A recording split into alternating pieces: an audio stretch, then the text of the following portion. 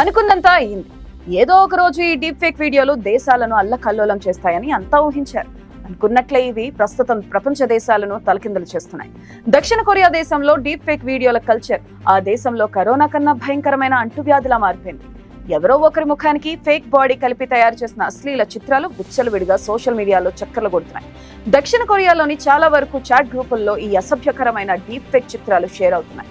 యువతులు, బాలికల చిత్రాలు ఇందులో ఉంటున్నాయని అధికారులు, జర్నలిస్టులు, సోషల్ మీడియా యూజర్లు గుర్తించారు. ఆర్టిఫిషియల్ ఇంటెలిజెన్స్ ను ఉపయోగించి ఈ డీప్ ఫేక్ చిత్రాలను రూపొందిస్తున్నారని అధికారులు గుర్తించారు. బాధితుల్లో చాలా మంది మైనర్లు కాగా నేరస్తుల్లో ఎక్కువ మంది యువకులే ఉంటున్నారు. ఈ గ్రూపుల్లో ప్రధానంగా టీనేజ్ విద్యార్థులు తమకు తెలిసిన సహ విద్యార్థులు, ఉపాధ్యాయులు వంటి వారి ఫోటోలను అప్లోడ్ చేస్తుంటారు. ఇతర యూజర్లు ఈ ఫోటోలను ఉపయోగించి అశ్లీలమైన డీప్ ఫేక్ చిత్రాలుగా మారుస్తున్నారు. ప్రస్తుతం అవి టెలిగ్రామ్ అనే సోషల్ మీడియా యాప్ లోని పెద్ద సంఖ్యలో చాట్ గ్రూపుల్లో చక్కర్లు కొడుతున్నాయి. ఈ గ్రూపుల్లో దేశవ్యాప్తంగా వివిధ పాఠశాలలు, విశ్వవిద్యాలయాలున్నాయి. అయితే ఇలాంటి ఆరోపణలతోనే టెలిగ్రామ్ వ్యవస్థాపకుడు పావెల్ దురోవ్ ఇటీవల ఫ్రాన్స్ లో అరెస్ట్ అయ్యారు. టెలిగ్రామ్ ను నేర కార్యకలాపాలకు వినియోగించుకోవడాన్ని అరికట్టడంలో విఫలమైనట్టు దురోవ్ పై ఆరోపణలున్నాయి. టెలిగ్రామ్ యాప్ ద్వారా డ్రగ్స్ సరఫరా, చైల్డ్ సెక్షువల్ కంటెంట్, చీటింగ్ వంటి నేరాలు జరుగుతున్నాయి. వీటికి సంబంధించిన ఆరోపణలు వచ్చినప్పుడు దర్యాప్తు సంస్థలకు సహకరించడంలో ఈ యాప్ విఫలమైందన్న అభియోగాలున్నాయి. దీంతో ఒక ప్రభుత్వం ముందుకు కదిలింది. డీప్ ఫేక్ చిత్రాల సమస్య నేపథ్యంలో దక్షిణ కొరియా మీడియా రెగ్యులేటర్ అత్యవసర సమావేశాన్ని నిర్వహించింది. దేశంలో డిజిటల్ సెక్స్ నేరాలను అరికట్టడానికి కఠిన చర్యలు తీసుకోవాలని దక్షిణ కొరియా అధ్యక్షుడు అధికారులను ఆదేశించారు. డిజిటల్ లైంగిక నేరాలపై పూర్తిగా విచారణ జరిపి వాటిని నిర్మూలించాలని దక్షిణ కొరియా ప్రెసిడెంట్ యూన్ సుక్ యోల్ అధికారులను ఆదేశించారు. డీప్ ఫేక్ టెక్నాలజీతో యువతులను లక్ష్యంగా చేసుకున్న కేసులు పెరగడంతో ఈ నిర్ణయం తీసుకున్నారు. 2019లో టెలిగ్రామ్ చాట్ రూమ్ ను ఉపయోగించి పెద్ద సంఖ్యలో యువతులను లైంగిక చర్యలకు పాల్పడేలా పురుషులు బ్లాక్ మెయిల్ చేస్తున్న ఒక స్కాండల్ బయటపడింది. ఆ గ్రూప్ లీడర్ చోజు బెన్ కు 42 సంవత్సరాలు జైలు శిక్ష పడింది. దేశంలో ఆన్లైన్ డీప్ ఫేక్ సెక్స్ నేరాలు పెరిగాయని దక్షిణ కొరియా పోలీసులు వెల్లడించారు. ఈ ఏడాది మొదటి 7 నెలల్లో ఇలాంటివి మొత్తం 297 కేసులు నమోదయ్యాయి. గత ఏడాది కేసుల సంఖ్య 180. 2021లో 160 కేసులు నమోదయ్యాయి. గత 3 ఏళ్లలో జరిగిన నేరాల్లో నిందితులుగా 66% పైగా యువకులు ఉన్నారు.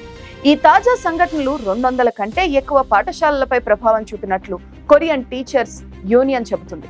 ఆ దేశ విద్యా మంత్రిత్వ శాఖ చెబుతున్న మేరకు గత 2 ఏళ్లలో ఉపాధ్యాయులను లక్ష్యంగా చేసుకునే డీప్ ఫేక్ వీడియోల సంఖ్య పెరిగింది. దక్షిణ కొరియా డీప్ ఫేక్ పోర్న్ సమస్య తీవ్రత కారణంగా అక్కడి ప్రభుత్వం జాతీయ అత్యవసర పరిస్థితి ప్రకటించాల్సిన అవసరం ఉందని ప్రతిపక్ష డెమోక్రటిక్ పార్టీ నాయకురాలు, మహిళా హక్కుల కార్యకర్త పార్క్ జీ హ్యూన్ సూచించారు.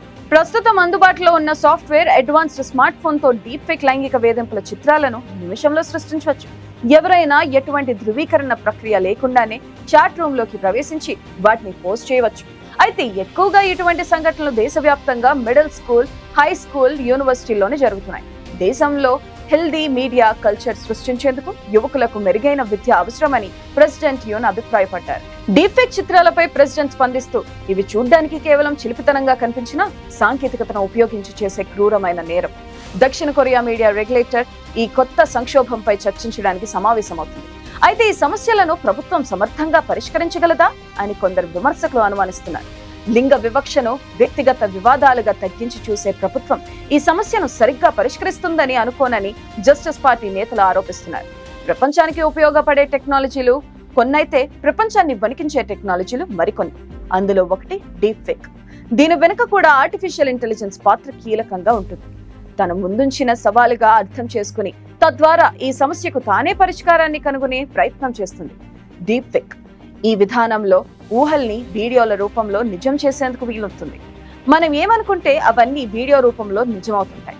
ఎలాంటి ఊహనైనా సాంకేతికతతో రూపం కలిగించవచ్చు. డీప్ ఫేకింగ్ పేరుతో చలామణి అవుతున్న టెక్నాలజీ కూడా అలాంటిది.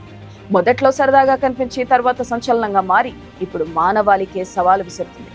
ఫోటోగ్రాఫ్ ని కనిపెట్టి 200 సంవత్సరాలు అవుతుంది. జోసెఫ్ నిసిఫర్ నెప్స్ అనే ఫ్రెంచ్ పరిశోధకుడు 1825లో తొలిసారి ఫోటోను ప్రింట్ చేశాడని చెప్తారు. వెంటనే ఆ ఫోటోలని అవసరాలకు అనుగుణంగా మార్చుకునే ప్రయత్నాలు మొదలైపోయాయి. నెగటివ్ ను కత్తిరించి, డబుల్ ఎక్స్పోజ్ చేసి, గీతలు గీసి రకరకాలుగా మార్ఫింగ్ చేసేవాళ్ళు. నాజీ ప్రచారకర్త గోబెల్స్ కూడా ఈ మార్గాన్ని అనుసరించారు. కానీ టెక్నాలజీలు లేని కాలంలో వాటిని జాగ్రత్తగా పరిశీలిస్తే ఆ బండారం ఊరికే తేలిపోయేది. అంతలోనే వీడియోలు కూడా వచ్చాయి. ఇక మార్ఫింగ్ అసాధ్యమనే సమయంలో డీప్ ఫేకింగ్ దాన్ని సాధ్యం చేసింది. ముఖ కవళికలు, గొంతుతో సహా 100 పాళ్లు నిజమే అనేంతగా భ్రమించేస్తున్నాయి. ఈ కొత్త టెక్నాలజీ పుతిన్ అమెరికాను బెదిరిస్తున్నట్లు కనిపించినా, ఒబామాను ఖైదీలా చూపించినా అవన్నీ వాస్తవమే అన్నంత నమ్మకంగా ఉంటున్నాయి.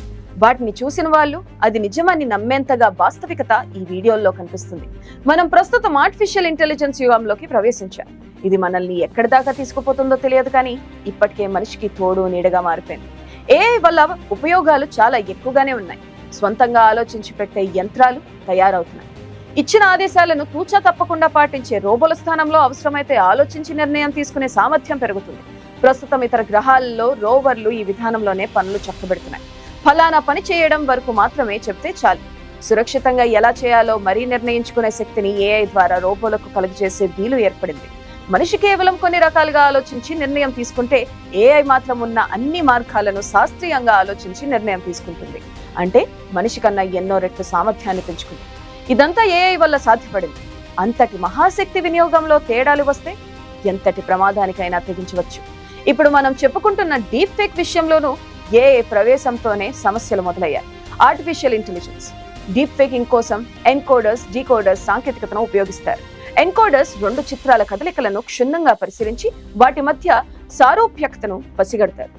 ఇక డీకోడర్స్ ముఖాలను మార్చేస్తుంది. వీడియోను మరింత సహజంగా మార్చేసే డీప్ ఫేక్ తో ఫలానా సమస్య వస్తుందని చెప్పడానికి వీల్లేదు. ఇదొక నకిలీ సామ్రాజ్యం. తారలు లేకుండానే సినిమాలు రూపొందించవచ్చు. అమాయకుల్ని నేరాల్లో ఇరికించవచ్చు. ఎవరినైనా బ్లాక్మెయిల్ చేయవచ్చు. కళల నుంచి ప్రకటనలు వరకు ఎవరి నకిలీనైనా నిజమే అన్నంత భ్రమ కల్పించవచ్చు. అంతదాకా ఎందుకు, సిటీ స్కాన్లను సైతం డీప్ ఫేక్ ద్వారా మార్చేయవచ్చని ఈ మధ్య జరిగిన ఓ పరిశోధన నిరూపించింది.